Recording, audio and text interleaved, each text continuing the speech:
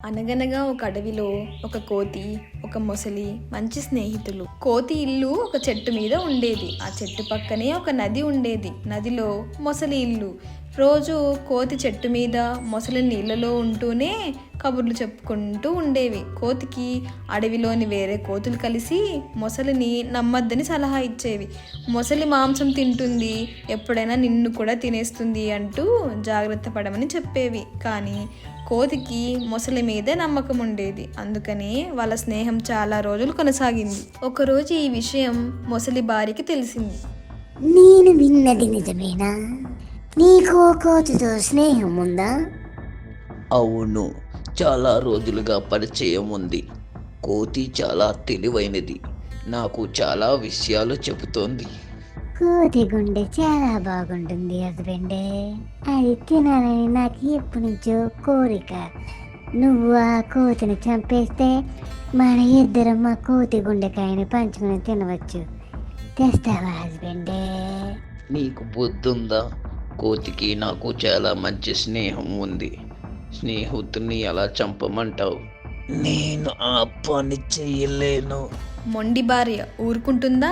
పట్టు వదలకుండా రోజు పోరు పెట్టింది. తిండి తిప్పలు మానేసి ఒక మూల కూర్చొని రోజు పోరు పెట్టింది. చివరికి నస భరించలేక ఒకరోజు మొసలి ఒప్పుకుంది. సరే, ఈరోజు సాయంత్రం కోతిని తీసుకొని వస్తాను, నీకు నచ్చినట్టు కానీ అని కోతి ఉండే చెట్టు వైపుకి బయలుదేరింది.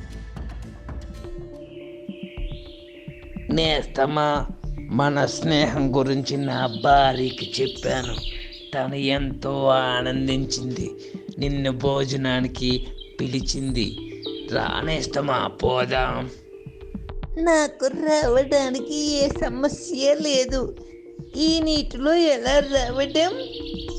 దాని సంగతి వదిలే, నా వీపు మీద కూర్చో, నేను తీసుకుని వెళ్తాను.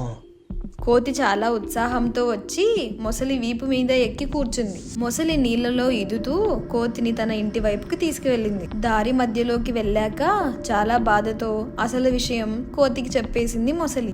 నేస్తమా, నన్ను క్షమించు. నీకు అబద్ధం చెప్పాను. నిన్ను తీసుకెళ్తుంది భోజనానికి కాదు.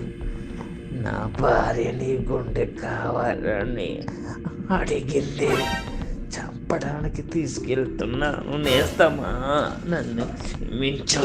ఈ మాట విన్న కోతికి ఒక్కసారి గుండె లాగిపోయినంత పని అయింది. ఎలాగరా ఇందులోంచి బయటపడడం అని ఈ భావాలేమీ ముసలికి తెలియనివ్వలేదు. గట్టిగా నవ్వడం మొదలుపెట్టింది. ఓసి, ఇంతేనా? నా గుంటి కోసమే అయితే ఇందాకే అడుగుంటే ఇచ్చేదాన్ని కదా. కాకపోతే అది ఇంటి దగ్గర పెట్టొచ్చాను. నా ఇంటికి పద, ఇస్తాను. నువ్వు నీ భార్య హాయిగా నా గుండెని తిందిరి గాని. మొసలి కోతి మాటల్ని నమ్మేసింది. కోతిని తిరిగి ఇంటికి తీసుకుని వెళ్ళింది. కోతి అమ్మయ్యా అనుకుని ఒక్క గెంతు గెంతి మొసలి వీపు మీద నుంచి చెట్టెక్కేసింది. చెట్టెక్కేసి ముసలితో ఇలా అంటుంది.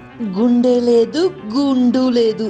అసలు నీలాంటి ముసలితో నాకు స్నేహమే వద్దు. ఇంకెప్పుడు నాకు కనిపించకు.